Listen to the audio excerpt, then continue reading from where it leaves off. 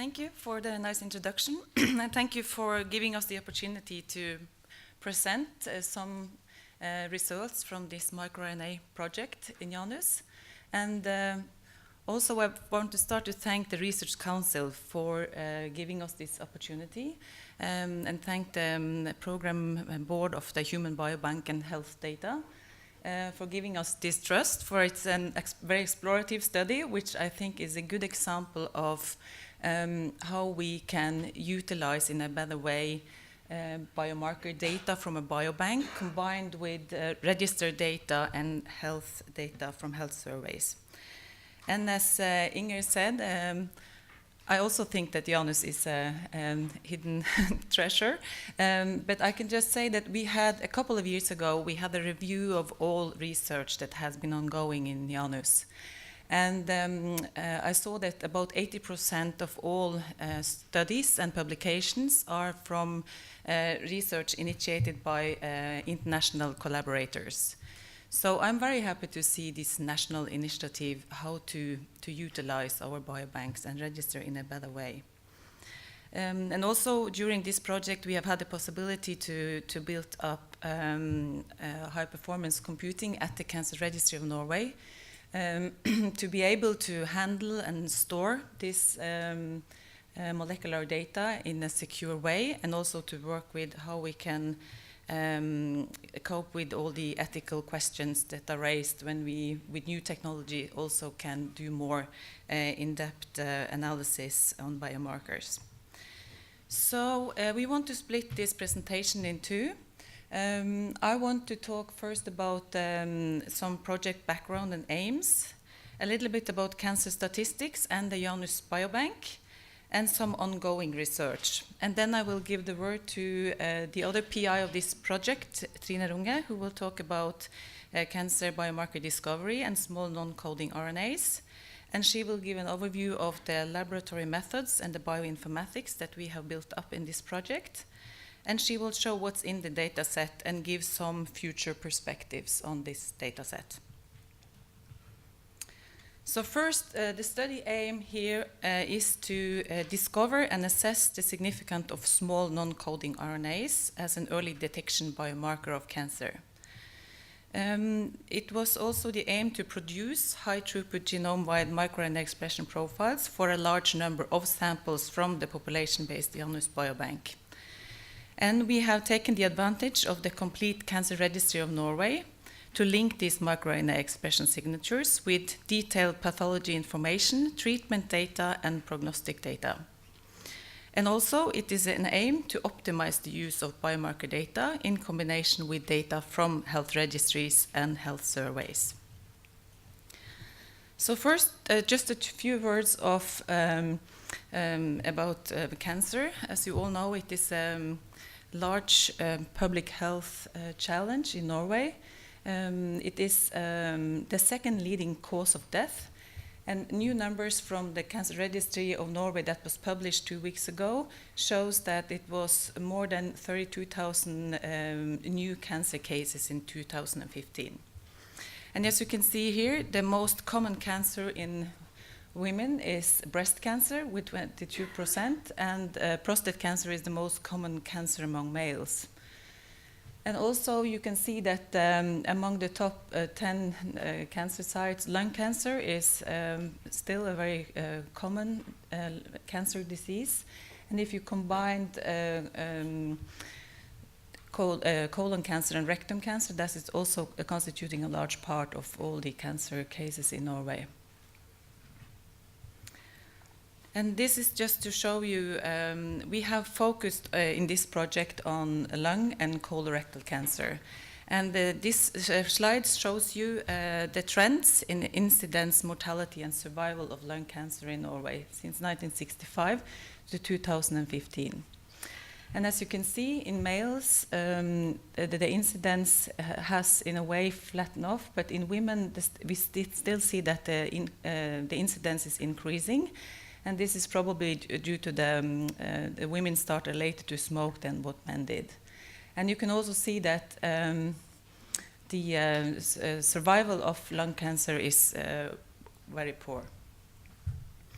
And for colon cancer, you can see also that there has been an increase both in males and females. And actually in 2015, we registered more cancers of the colon than has ever been done in the Norwegian population. So this is an increasing cancer site. And we don't know much about the causes of this. And there are, up to date, no very good screening methods for lung cancer and colorectal cancer. And this is also, you can see, for rectum cancer. The picture looks a bit different in males and females, but those are large cancer sites that needs to be further investigated. And we therefore had a focus on this, because the disease is often diagnosed at a late stage. It's very important to look into the possibilities to detect these diseases at an early stage. So a few words about the Janus Serum Bank Cohort, which was established in 1972.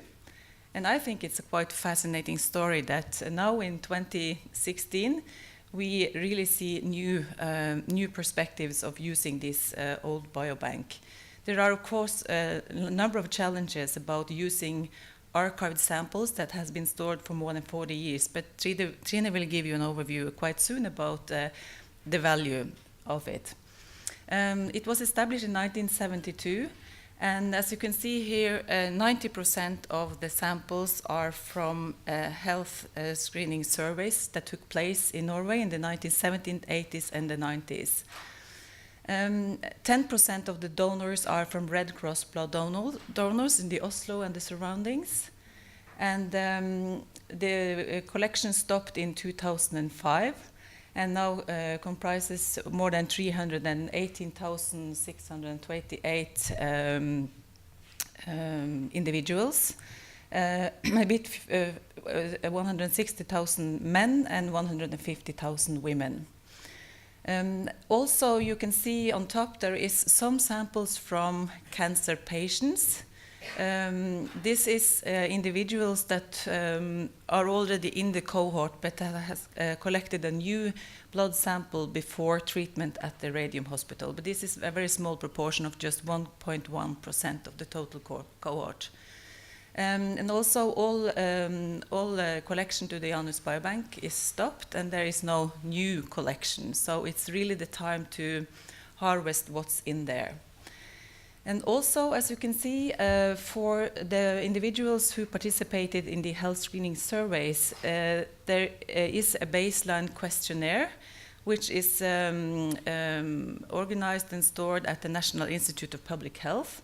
And this project is also an example that has given us the opportunity to collaborate closer with National Institute of Public Health to make this process of linking these data more easy. So what is in those questionnaire that is very relevant in all research projects is smoking data, it is body mass index and physical activity. So yeah, and also we just published a cohort profile of the Janus Biobank. So for those of you interested to read more about the collection, you can read that publication. By linking the Janus Biobank to the Cancer Registry of Norway, we know that we have more than 70,000 of the donors has developed a cancer at a later stage in life. So the Janus Biobank was integrated into the Cancer Registry in 2004, which I think is a very good, it's a very important integration because we then have the possibility to pick the samples that are most optimal for the research aims that we want to investigate. And as you can see here, there is, as you saw in the Norwegian population, the most common cancer sites among the Janus donors are breast cancer in women, with almost 8,000 cases. And for prostate cancer, you have more than 10,000 cases. So we are at a point where we really have this long follow-up time, and we have an aging cohort, so, which also means that the number of cancer cases increases every year within the cohort. So now to the project where we are going to investigate microRNA as an early detection biomarker of cancer. So which is the uniqueness of our data set is that we have had the possibility to pick the samples that are in different time windows before the cancer diagnosis. So what we got funding to do was to do a sequencing analysis for about 560 colorectal cancer cases, 455 lung cancer cases, and also a large healthy control group. And our intention about this control group is also that it can be reused in projects where you have the same age distribution of the cases that we have for lung and colorectal cancer. And as you can see, there are more samples than cases. It means that for some of the cases, we also have serial samples where it's possible to look into the microRNA expression profile changes over time. And we decided to pick samples in the 3 time windows you can see below. It's less than 1 year before diagnosis, 1 to 4 years before diagnosis, and 5 to 10 years before diagnosis. And also I've added testicular cancer, which is now a part of the same pipeline. It's funded from, Trine, you have to help me here. No, yeah, it's internal funds, yeah, okay. And also we have got more funding from the Research Council to also analyze samples from prostate and breast cancer cases. So I apologize for forgetting to mention that this is a very close collaboration with the Norwegian Sequencing Center. So we have and do have a very close collaboration with them to set up all the laboratory analysis here. So the intention is then to see how these microRNAs change before the time of diagnosis, and to compare those with individuals that have not got cancer. And also this figure I want to mention because it shows you a larger potential of the different data layers that are when we link the Janus Biobank with the cancer registry and also the health surveys data. So as I mentioned, I can just comment on the health surveys data because this is the questionnaire data that I mentioned from the National Institute of Public Health.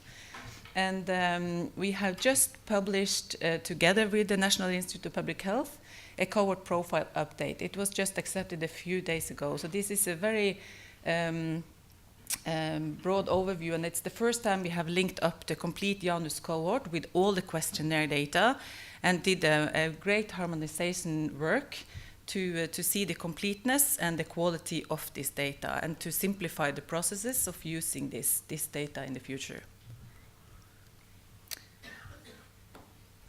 Okay, I think then Trine will continue.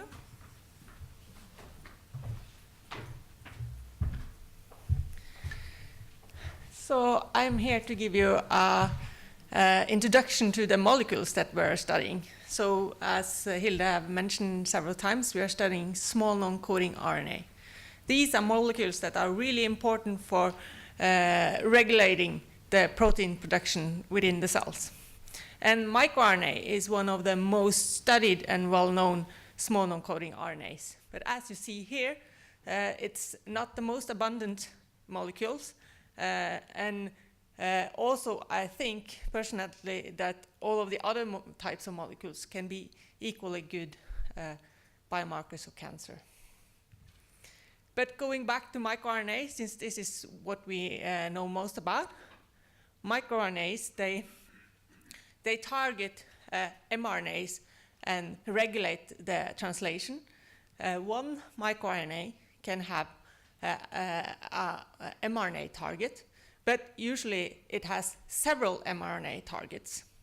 And also, many microRNA can target the same mRNA and regulate its translation. So this makes this a very complex regulatory mechanisms within the cell, and it's really the fine-tuning of what goes on in the cell. And most of the mRNAs are regulated by microRNAs. And microRNAs are known to be oncomeres and tumor suppressors. And as you see here, microRNAs have been associated to almost all of the hallmarks of cancer. And there's a lot of publications coming out every day to complete this picture. But we can even go further because we've chosen a sequencing approach for studying microRNAs. And microRNAs, they are transcribed, but they are also processed by enzymatic machinery. And that makes variants of microRNA. So you see here that some of the microRNAs are longer than others, and they have SNPs in between. So with our data set, we can really study all of these mechanisms and see if some of the variants are more associated to cancer and can be better biomarkers of cancer than others. But there's also other small non-coding RNAs that can be important biomarkers. tRNAs are one of them. If you remember molecular biology class, you know you heard about tRNAs before. tRNAs are the molecules that transport amino acids to the ribosome. But what we find in blood is that they are degraded into halves and quarters. So it's called tRNA fragments and tRNA halves. And when we studied tissue samples from healthy individuals and testicular cancer tissue, we saw that some of the tRNAs are differentially expressed in the cancer versus the healthy controls. So here are two examples of volcano plots. Volcano plots are good for showing biomarkers, and it's really those dots in the upper corners of the volcano plot that are potential biomarkers for cancer. But we are studying these molecules in serum, and we are studying them in archived serums. Janus samples can be up to 42 years old, and they have been stored in 25 degrees Celsius, minus 25 degrees Celsius, and that can potentially affect the abundance of the molecules.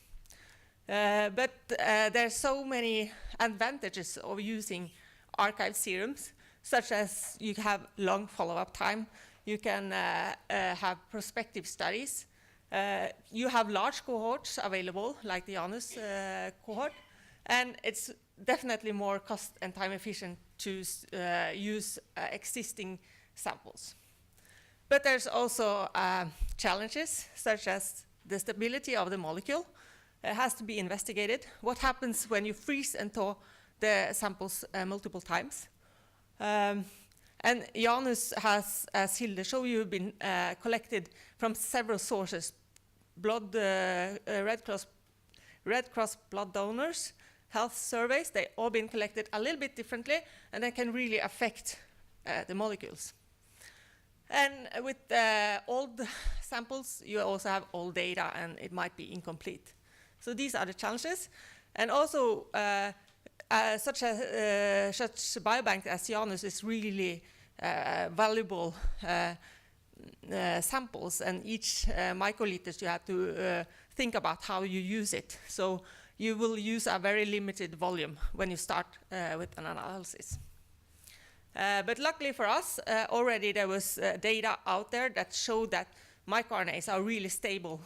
So you see up here, there's only small effect on stability on microRNA, and they're really stable in terms of freeze and thaw cycles. But we wanted to investigate this in our own cohort. So we divided the cohort into several groups according to sample source and time of sampling. And we compared it to a fresh serum. And what we saw in our study is that there's no effect on microRNA abundance on time of storage. However, there were some effects on how the samples were, the serum was processed. So freeze drying here in group 4b really affect the amount of microRNA in the sample, and this is something that we had to take into account when we did our study. Also, when we're studying microRNA in serum, we are studying circulating small non-coding RNA. This is the molecules that circulate with the blood, but for natural causes and also for things that happen during serum processes, the cells can leak internal small non-coding RNA. So we had to figure out how this affects our analysis. And we use hemolysis as a measurement of the contamination of internal small non-coding RNA. And we measured hemolysis in now almost 500 samples in our study. And as you can see here on top, you can really see hemolysis by using your own eyes, because you see that some of the Janus samples are really darker than others. But we used a nanodrop to measure this, so we had an objective measurement of hemolysis. And we took the upper 25 and the lower 25 percentile of the hemolyzed samples, and we took our microRNA data, and we did an association study. And here again, the upper corner of this plot here, those dots, those are the ones that those are microRNAs that can be affected by hemolysis. So this is information that we have to use into our study, and we can adjust for this. The next question is, what kind of molecules did we want to study? And really, if you only want to study microRNA, you throw away all the other molecules. And we couldn't do that for this valuable Janus serum. So really, we under the curve here on this plot here, you see how many molecules you have of each length of the molecules. The peak around 20 is the microRNAs. And if you just want that, you can go into the lab and cut away just that portion of the molecules. But we wanted all the others as well, so we used the green cut so we can have all the molecules. That really did something with the representation of molecules, and as you see here, microRNA then become only just a small fraction of the total molecules that we're studying. But to account for that, we sequenced really deep, so we get a lot of molecules in total. We have about 18 million for each sample. And then we get a good representation of microRNA and all the other molecules as well. And since these samples are old, we really expected a lot of them to fail. But we were quite pleased with only a 5% failure rate in our project. So this is the data set that we have now available. So it's divided on male and females, and you see the numbers for colorectal cancer and lung cancer, and this small additional project going on testicular cancer. And as Hilde told you about our design, we wanted multiple samples for each individual when possible. So for our control samples, we only have one sample, but for many of the cases, we have several samples per individual. So you see here that you have 276 individuals with 2 samples, and you have up to 5 individuals with 6 multiple samples. So we wanted to see what molecules did we actually get from our results. And you see the peak here on about 2022. That's our microRNA, and you see all the other molecules that we got in our data set. And also, we have linked these sequences and molecules to databases. These databases are really the big challenge, because for microRNA, they are good enough. For all the other molecules out there, we don't know that much, so they need to improve. That's something that we can contribute to with this big data set. But here you see that microRNAs, there's really just a few that are really, really abundant in all samples. And that's the highest peak here on microRNA. And you see it's a logarithmical scale here. So there's some microRNAs that are really abundant in all. And microRNA 423 is the most abundant microRNA that we have. and you can see the distribution. And we have similar data for all available databases of small non-coding RNA. And there's also a lot of novel microRNAs in our data set. And I just wanted to show you that we have already started using the health examination data with our small non-coding RNA data. And the first thing that we wanted to look into is smoking data, because smoking is so important for lung cancer and also important for many other cancer types. And there's also coming up studies showing association between smoking and microRNA, like this one here, showing that 34 microRNAs are associated to smoking.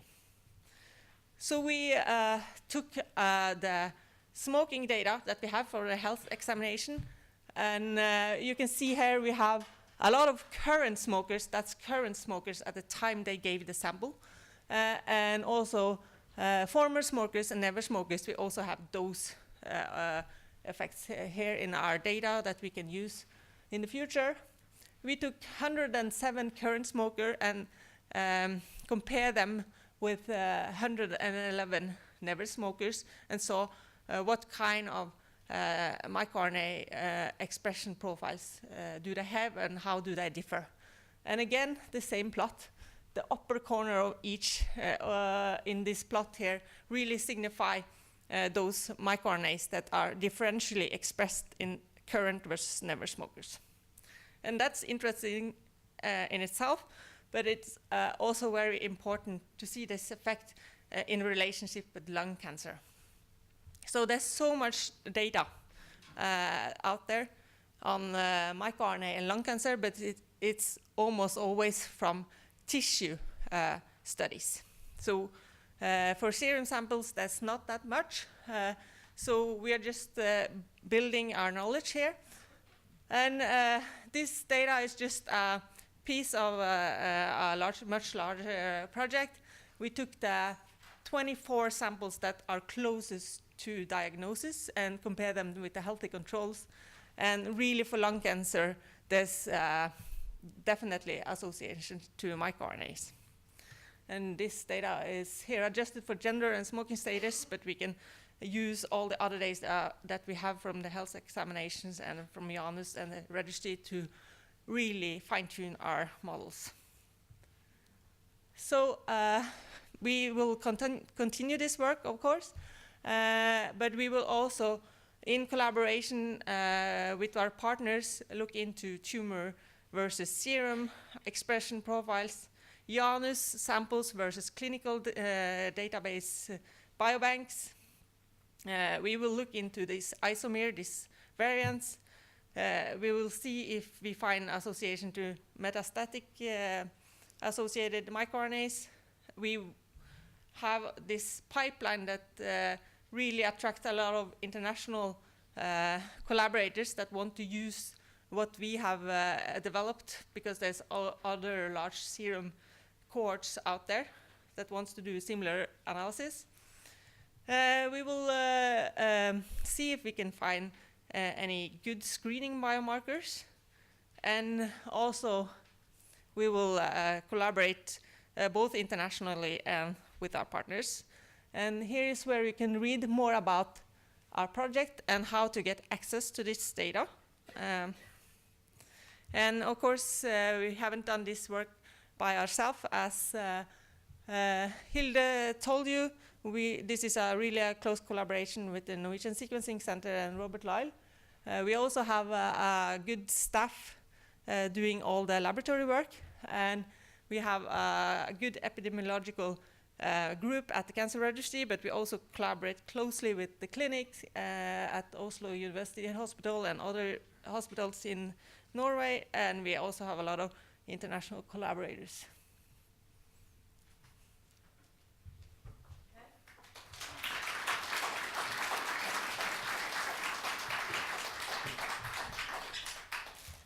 So, thank you for a very interesting presentation from both of you. I give this for you to take also down to Hilde. Thank you. And I have one question.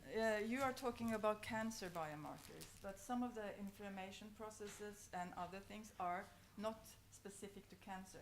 Have you considered other endpoints? Definitely. There's a lot of opportunities in this data set. Our limitation is really that the Janus cohort was set up to do cancer-based research. So it's just ethical, legal limitation and not because we can do much other things. So we will see in the future. Okay, thank you.